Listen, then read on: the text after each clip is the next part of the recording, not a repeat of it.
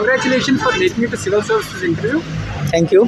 Would you introduce us about yourself and your education background? So myself Saurabh Adav. I belong to Maharashtra and I have done my bachelor's in Ayurvedic medicine and surgery from Government College Nagpur, and this was my 6th attempt and first interview. How was the interview? It was good.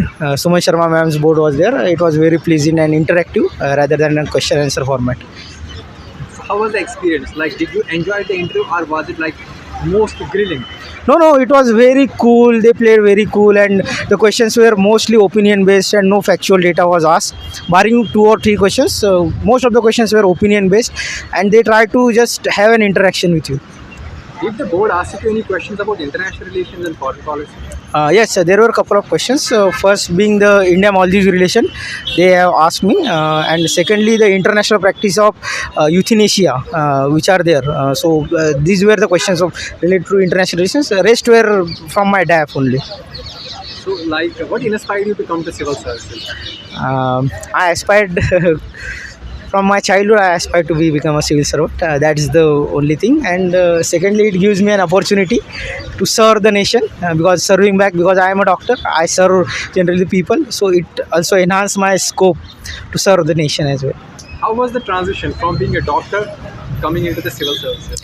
Actually, I am not in civil services right now, so if I go, then it will be good. But it was a really pleasant experience. You grow on your internal personality. You become enriched about your thought and everything. That's how the preparation of civil services makes you. What was the mode of your preparation for this exam? I studied from my native place only, the Maharashtra. I came to Delhi first time to give the interview. Nothing else. It was mostly online stuffs that I do. What was your approach for the prelims and how did you tackle CSAT and maths? Maths I was weak, so I just focus on some basic numerology and all those things. My more focus was on reading comprehension, because I have that habit of extracurricular reading, so that give me an edge to have do reading comprehension well. And regarding prelims, it's like just do your basics right. That's the only thing I can say. So if you are done with the basics, do you think that the unpredictability factor can be minimized? No, unpredictability is the other name of UPSC, so that cannot be furnished out. But yes, there might be 60 to 65 questions. You can have roughly an idea. So that's how the basics came into play and helps you to clear it. How did you approach it mainly, given the back-to-back 5 days of exam? It was a really good experience, we can definitely say that, because I practiced that.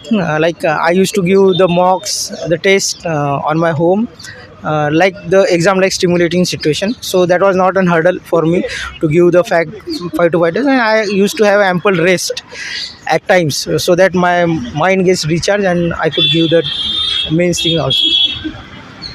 So given the competitive nature of this exam, how did you keep yourself physically fit? Because I play volleyball, and I also watch football, and I practice yoga and meditation, so that was the way out for me. So which sports do you admire more and follow more? Football, because that is the most interesting thing from my perspective. Following football gives me calmness that is related to for this Do you follow any particular club? Yes, Real Madrid Football Real Club. Madrid. Yes. Who's your favorite football player of all the time? It's Zinedine Zidane, Zizou.